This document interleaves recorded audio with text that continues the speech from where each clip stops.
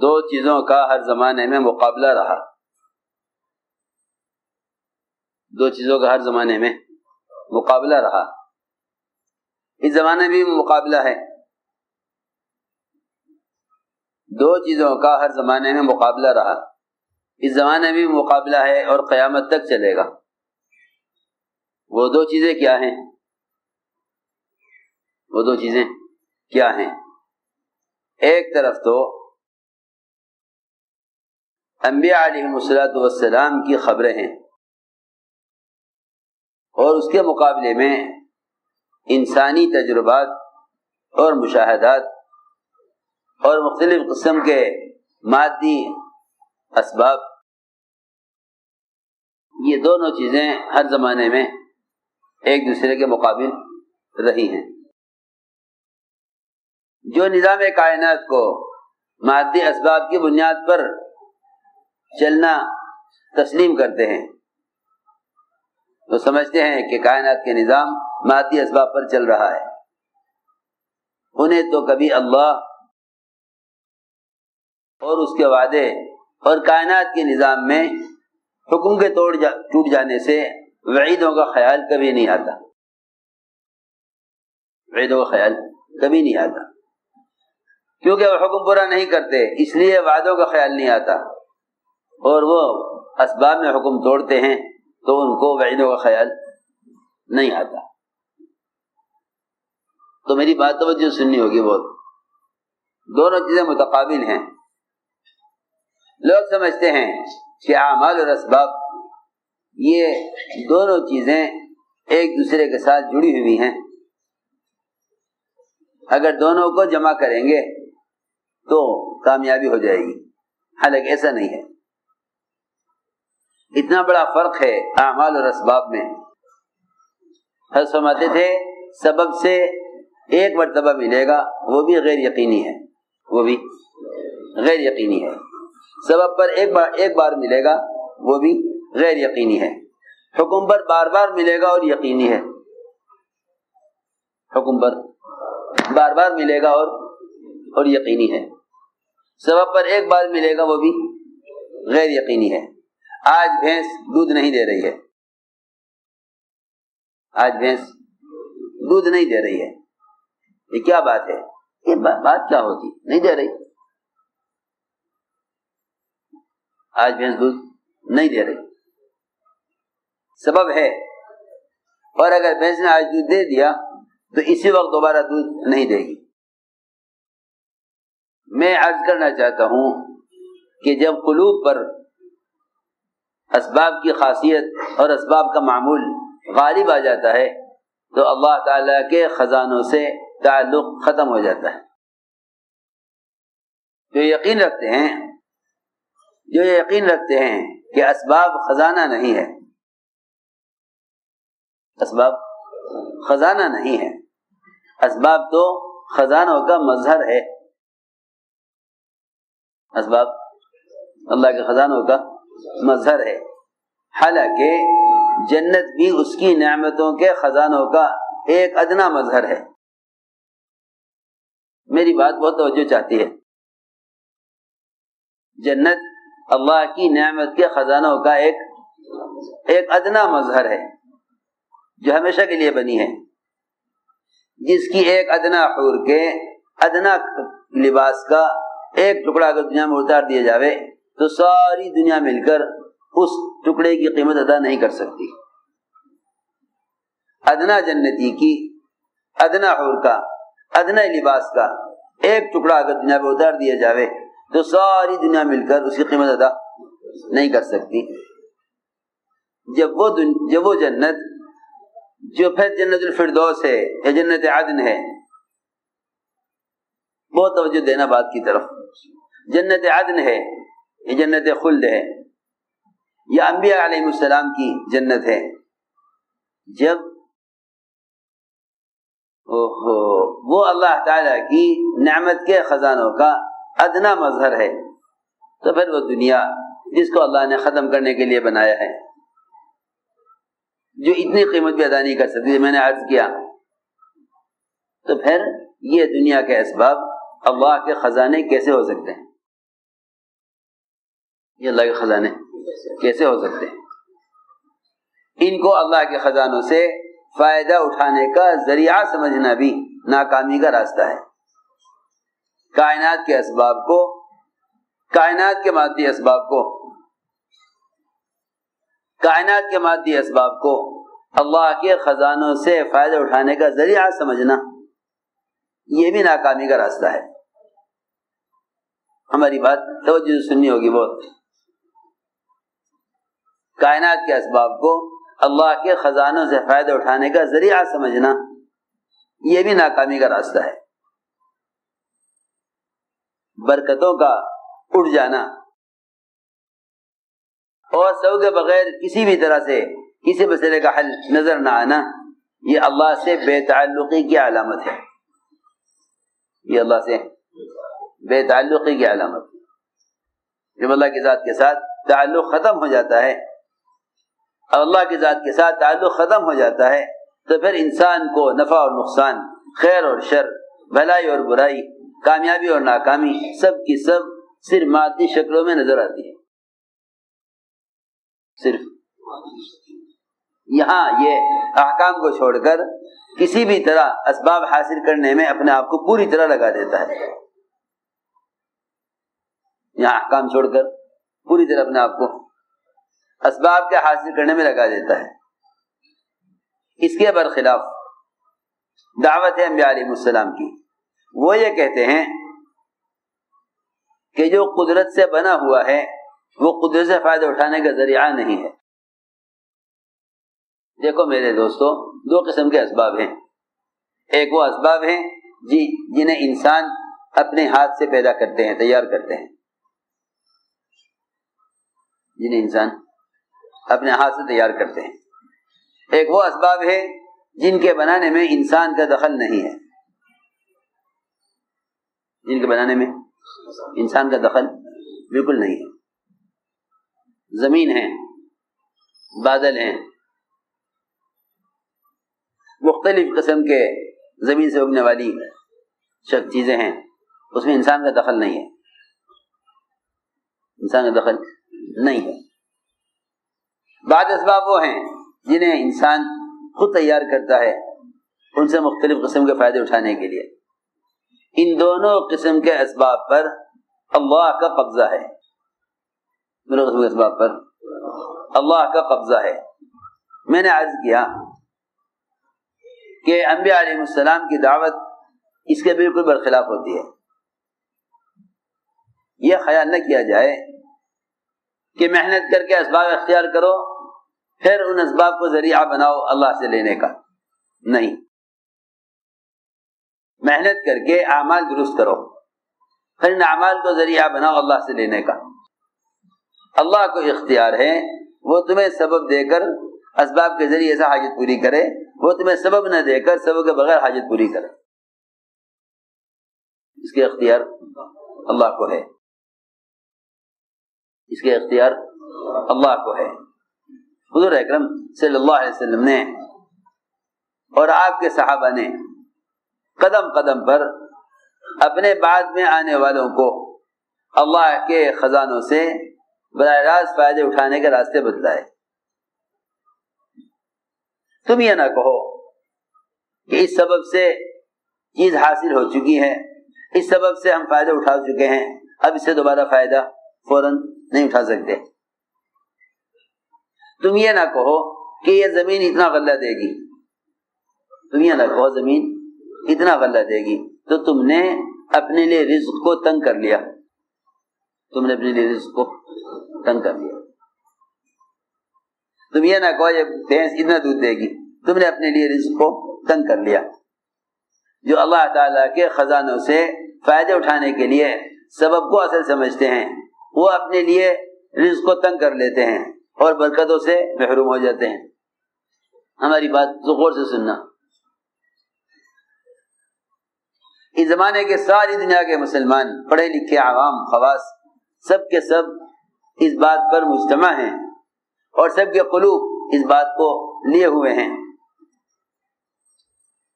کہ اللہ نے اسباب بنا دیے ہیں، تم انہیں اختیار کرو اور اللہ سے امید کرو، اللہ سے امید کرو. سوچو تو صحیح، کیسی الٹی بات ہے، کیسی الٹی بات ہے کہ محنت تو کرو اسباب پر، امید کرو اللہ سے. یہ کیسے ہو سکتا ہے؟ یہ کیسے ہو سکتا ہے کہ محنت ایک چیز پر اور امید دوسری چیز سے؟ آپ مجھے ذرا بتائیے سب فیصلہ کر کے کہ ایک آدمی ملازمت کرتا ہے، کیا وہ زراعت سے غلے کی امید کر سکتا ہے؟ ایک آدمی ملازمت کرتا ہے، کیا گزرتے ہوئے سوچ سکتا ہے کہ اس ساری زمین کا غلہ مجھے مل جائے؟ زمین سے غلہ تو کی امید تو وہ کرے گا جو محنت زمینداری کی کرے گا. دکان سے نفع کی امید وہ کرے گا جو تجارت کرے گا. مہینہ کے پورا ہونے پر تنخواہ کی امید وہ کرے گا جو ملازمت کرے گا. چھوٹی سی بات ہے. کیا یہ ممکن ہے کہ ایک آدمی محنت تو کرے ایک لائن کی اور نفع کی امید کرے دوسری لائن سے؟ جب دنیا کی مادی شکلوں میں ایک لائن سے محنت اور دوسری لائن سے نفع کی امید نہیں کر سکتا تو پھر یہ کیسے ممکن ہے کہ دنیا میں محنت تو کرے اسباب پر اور امید کرے اللہ سے؟ جب مادی شکلوں میں آپس میں ایک دوسرے کے مقابلے میں ایک چیز سے محنت کر کے دوسری چیز سے امید نہیں کر سکتا تو یہ کیسے ممکن ہے کہ محنت سبب کر کے اللہ سے امید کرے؟ ہم سب کے سب الٹی بولتے ہیں، یوں کہتے ہیں بھائی تم تو محنت کرو مگر امید اللہ سے رکھو. حالانکہ مشرکین مکہ وہ جو بھی ان کو اسباب نظر آتے انہیں اختیار کر لیتے اور ان پر محنت کرتے، اور وہ بھی یہ کہا کرتے تھے کہ کرنے والی ذات تو اللہ کی ہے، نفع و نقصان اللہ کے ہاتھ میں ہے، ہم تو ان اسباب کو بطور کوشش کے استعمال کرتے ہیں، باقی اللہ کرنے والے ہیں. ضماد نے حضور اکرم صلی اللہ علیہ وسلم کا علاج یہ کہہ کر کیا تھا کہ میں کوشش کروں گا آپ کے علاج کی مگر شفا اللہ کے قبضے میں ہے. ضماد مشرک نے آپ کا علاج کیا تھا یہ کہہ کر کہ میں آپ کا علاج کروں گا مگر شفا اللہ کے ہاتھ میں. میں عرض کرتا ہوں کہ حضور اکرم صلی اللہ علیہ وسلم نے اپنے صحابہ کو یہ سکھلایا تھا کہ تم کائنات کی کسی بھی شکل میں یہ مت سمجھ لینا کہ اللہ رب العزت نے اس شکل میں انسان کی حاجتوں کا پورا ہونا رکھ دیا ہے.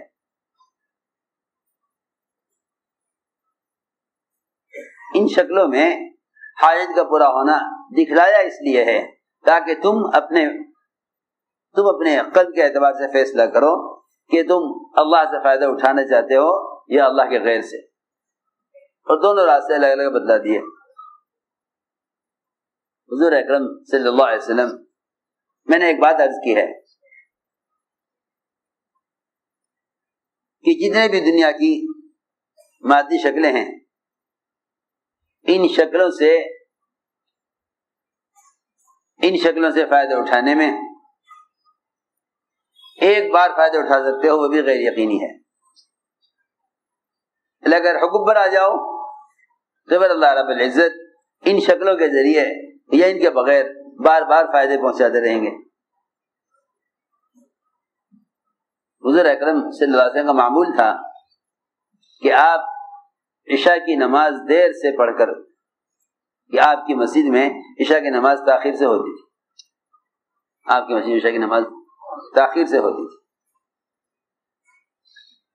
تاخیر سے عشاء کی نماز پڑھ کر آپ انصار کے سے ملاقات کے لیے انصار کے محلے میں جاتے تھے. یہاں تو دعوت اور عبادت ایک پروگرام بن گئے اور ان کے اوقات متعین ہو گئے. دعوت اور عبادت کیا بن گیا؟ ایک کیا کر رہے بھائی، کہاں جا رہے ہیں؟ ایک پروگرام بن گئے، ان کے اوقات متعین ہو گئے.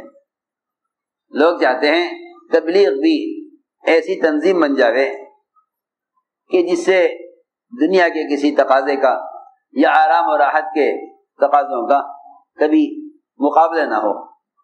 فرماتے تھے دعوت کے تقاضے عبادت کے تقاضوں سے بہت مختلف ہیں۔ عبادات کے سارے اوامر اپنے اپنے اوقات کے ساتھ موقت ہیں، متعین ہیں۔ نماز اس وقت ہوتی ہے، حج اس مہینے میں ہوتا ہے، روزہ اس مہینے میں رکھا جاتا ہے، زکوٰۃ سال پورا ہونے کے بعد دی جاتی ہے۔ ہم سمجھتے تھے تیری ضروریات اور تیرے آرام کا مقابلہ تبلیغ سے پڑے گا، عبادات سے نہیں پڑے گا۔ میری بات بہت توجہ سے، حضرت کی بات نقل کر رہا ہے، نفسہ کا بیان ہے کہ مقابلہ جو پڑے گا نفس کا اور مقابلہ جو پڑے گا مجاہدے کا، وہ مقابلہ جو پڑے گا وہ تیرا اور عبادت کا نہیں پڑے گا، بلکہ مقابلہ تیرا اور دعوت کا مقابلہ پڑے گا، کیونکہ عبادات کے اوقات متعین ہیں۔ حضرت کی بات ہے، عبادات کے اوقات متعین ہیں۔ کل روزہ رکھنا ہے، رات سے تیاری کر لے گا، زکوٰۃ دینی ہے پہلے مال نکال کے الگ کر لے گا، حج کرنا ہے پہلے سے تیاری کر لے گا، نماز پڑھنی ہے وقت متعین ہے، معلوم ہے اتنے بجے نماز ہوگی۔ لیکن ہم سمجھتے تھے کہ دعوت کے تقاضوں سے، دعوت کے تقاضے ایسے اچانک آئیں گے کہ تو اس کے لیے پہلے سے تیار نہیں ہوگا، اس کے لیے پہلے سے تیار نہیں ہوگا، ایسے اچانک تقاضا آئے گا۔ تو میں نے عرض کیا کہ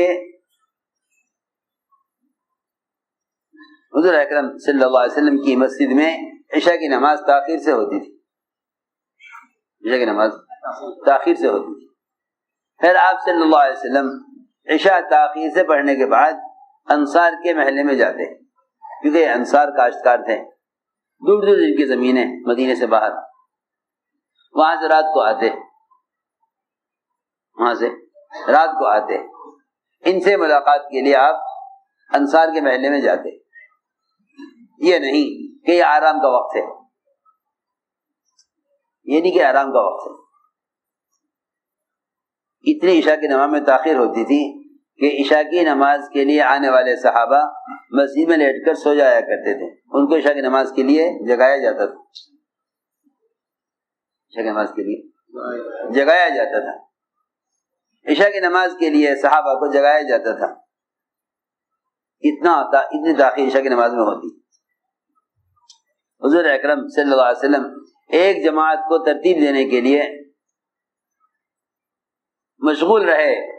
جب وہ جماعت تیار ہو گئی اور دعوت کا ایک تقاضا تیار پورا ہو گیا، تب آپ نے فرمایا اب عشاء کی نماز پڑھ لیں۔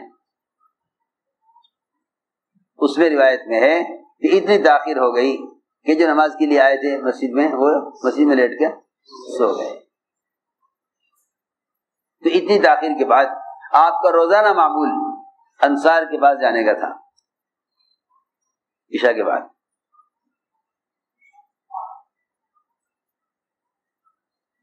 ادھر صحابہ کرام بکریوں کا دودھ نکالتے، آپ کا انتظار کرتے۔ اگر آپ کا آنے میں تاخیر ہوتی تو صحابہ اپنا حصے کا دودھ پی لیتے اور آپ کے لیے برتن میں دودھ رکھ کر نکال کر ڈھک کر رکھ دیتے کہ آپ تشریف لائیں گے تو پی لیں گے۔ یہ معمول تھا، یہ معمول تھا۔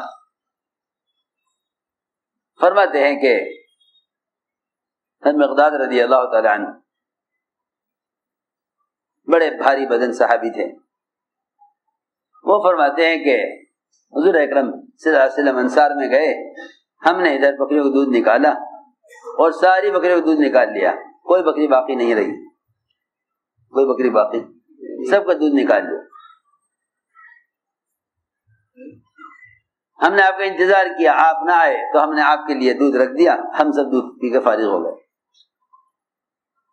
دودھ کا پیالہ آپ کے لیے ڈھک کر رکھ دیا۔ مقداد فرماتے ہیں میرے تمام ساتھی تو دودھ پی کر سو گئے، اور میرے پاس شیطان آیا اور کہنے لگا اے مقداد، حضور اکرم صلی اللہ علیہ وسلم تو انصار میں کے محلے میں گئے ہوئے ہیں اور انصار آپ کا اکرام کیے بغیر، آپ کو کھلائے بغیر واپس ہونے نہیں دیں گے، اور انصار یقین آپ کو تحفے میں بھی کچھ دیں گے اور اکرام بھی کریں گے، کھلائیں گے پلائیں گے۔ یہ تھوڑا سا دودھ ہے، یہ تو پی لے۔ یہ شیطان نے آ کر مجھے مشورہ دیا اور برابر شیطان مجھ سے کہتا رہا کہ مقداد تھوڑا سا دودھ ہے، یہ تو پی لے۔ اللہ کے رسول صلی اللہ علیہ وسلم تو انصار میں سے یقیناً کھا پی کر آئیں گے، تو بتائیں کہ اتنا اس نے مجھے تیار کیا کہ میں اٹھا اور میں نے وہ دودھ جا پی رکھا تھا پی لیا، دودھ میں نے پی لیا، دودھ پی لیا میں نے۔ اس کے بعد شیطان نے آ کر مجھے ملامت کی، اور شیطان نے آ کر ایسی ملامت کی مجھے اور یہ کہا کہ اے مقداد، تو نے حضور اکرم صلی اللہ علیہ وسلم کے حصے کا دودھ پی لیا، اب آپ تشریف لائیں گے، بھوکے ہوں گے، آپ پیالہ کھول کے دیکھیں گے پیالے میں دودھ نہ ہوگا تو تیرے لیے بد دعا کریں گے، تو ہلاک ہو جائے گا، تیرے لیے بد دعا کریں گے، تو ہلاک ہو جائے گا۔ وہ فرماتے ہیں کہ میں یہ رات کو نیند نہ آئی اور میں پریشان کروڑے بدلتا رہا کہ اب کیا ہوگا، اور اس کے علاوہ دودھ نہیں، کیونکہ میں سمجھانا یہ چاہتا تھا کہ جو لوگ شکلوں سے ایک مرتبہ فائدہ اٹھا لیتے ہیں، یہ سمجھ کر کہ اللہ نے فائدے کے لیے شکلیں بنائی ہیں، انہیں پھر ان شکلوں میں اس وقت حاجت کا دوبارہ پورا ہونا نظر نہیں آتا۔ وہ یہ سمجھتے ہیں کہ اس شکل سے ایک مرتبہ فائدہ اٹھا لیا، دوبارہ فائدہ نہیں اٹھا سکتے۔ جو خزانوں سے فائدہ اٹھاتے ہیں ان کے لیے شکلیں چیز نہیں ہیں، جو شکلوں سے فائدہ اٹھاتے ہیں ان کے لیے خزانے کوئی چیز نہیں ہیں۔ یہ میں سمجھانا چاہتا ہوں۔ جو مادی اسباب کو اصل سمجھتے ہیں وہ خزانوں کو نہیں سمجھتے، جو خزانوں کو اصل سمجھتے ہیں وہ مادی اسباب کو کچھ نہیں سمجھتے۔ حضرت مقداد رضی اللہ تعالیٰ عنہ اسی پریشانی میں تھے، اچانک آپ تشریف لائے۔ حضرت مقداد نے دیکھا کہ آپ کیا کرتے ہیں، آ کر آپ سیدھے پیالے کی طرف گئے اور پیالہ کھول کر دیکھا، اس میں دودھ نہیں تھا۔ حالانکہ اللہ تعالیٰ سے بھی قادر تھے اس پیالے کو بھر دیتے، لیکن نہیں، دکھلانا یہ تھا کہ جن شکلوں سے تم ایک مرتبہ فائدہ اٹھا چکے ہو، تم یہ مت کہو کہ اس شکل سے دوبارہ نہیں ملے گا۔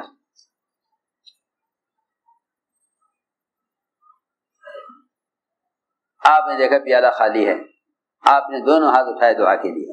حضرت مقداد کو یقین ہو گیا کہ اب میں ہلاک ہو جاؤں گا۔ فکر یہ ہوا کہ ذرا سن تو لوں کہ بد دعا کیا ہو رہی ہے، بد دعا کیا ہو رہی ہے۔ روایت میں ہے حضرت مقداد اٹھ کر آئے اور پیچھے سے کان لگا کر آپ کی بد دعا سننے کے لیے، تو آپ دعا کر رہے تھے اللہم اطعم من اطعمنی واسق من سقانی۔ یہ اس وقت کی دعا ہے، ہم دعا مانگتے ہیں، یہ دعا جب کوئی شخص ہمارا اکرام کر دے، ہمیں کھلا دے۔ آپ نے دعا اس وقت مانگی جب آپ کا کھانا دوسرا کھا گیا۔ ہم یہ دعا کب مانگتے ہیں؟ جب ہم خود کسی کے یہاں کھانا کھا لیں۔ ہم دوسروں کا کھا کر یہ دعا مانگتے ہیں، ہم دوسروں کا کھا کر یہ دعا مانگتے ہیں اللہم اطعم من اطعمنی واسق من سقانی۔ وہاں آپ کا کھانا دوسرا کھا گیا، وہاں آپ نے دعا مانگی ہے۔ لوگوں کو یہ بھی نہیں معلوم کہ یہ دعا کس موقع کی ہے۔ میں رات بھی کہہ رہا تھا کتاب میں آیت صاحبہ میں کہ لوگ دعائیں یاد کر لیتے ہیں، ان دعاؤں سے متعلق واقعات یاد نہیں کرتے۔ یہی وجہ ہے کہ دعاؤں سے یقین ہٹا ہوا ہے، کیونکہ ان دعاؤں پر جو ظاہر کے خلاف ہوا ہے، اگر وہ واقعات مستحضر نہیں، دھیان میں نہیں، تو پھر دعاؤں پر یقین نہ ہوگا۔ دعاؤں پر جو یقین آئے گا وہ ان واقعات کی وجہ سے آئے گا جو واقعات ان دعاؤں پر ظاہر کے خلاف پیش آئے۔ تو چنانچہ حضرت مقداد کہتے ہیں یہ دعا سن کر میری جان میں جان آئی کہ نہیں آپ بد دعا نہیں کر رہے، آپ بد دعا نہیں کر رہے، کیونکہ بد دعا کرنا اس کا مزاج ہوتا ہے جس کی طبیعت میں انتقام اور بدلہ لینے کا جذبہ ہوتا ہے۔ انسان بد دعا جب کرتا ہے جب وہ ظاہری طور پر بدلہ لینے سے عاجز ہو جاتا ہے، بدلہ لینے سے عاجز ہو جاتا ہے، پھر وہ بد دعا کرتا ہے۔